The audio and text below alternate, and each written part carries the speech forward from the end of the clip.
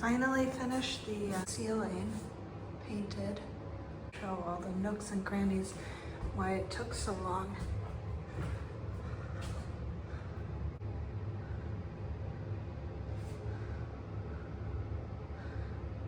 There's a ladybug.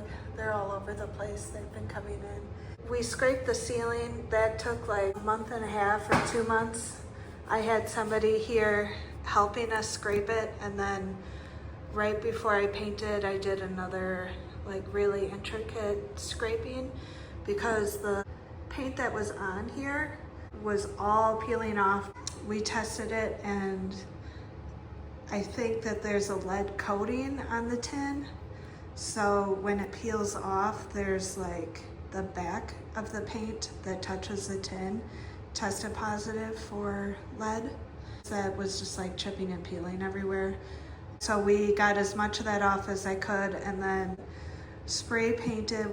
I did a lot of research, and that was one of the best things. That and like automotive paint to adhere to the tin. And then 2 layers of primer, a single layer of the final coat, the trim paint. I think it looks really good, especially from below.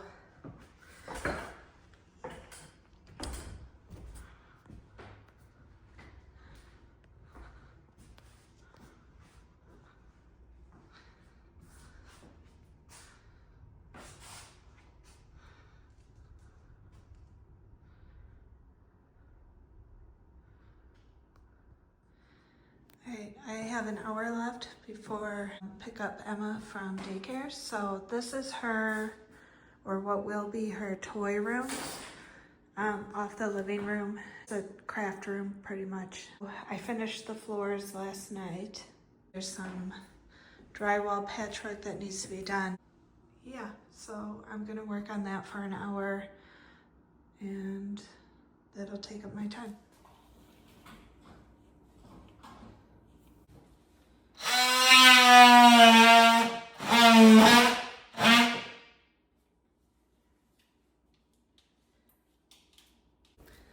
This blade is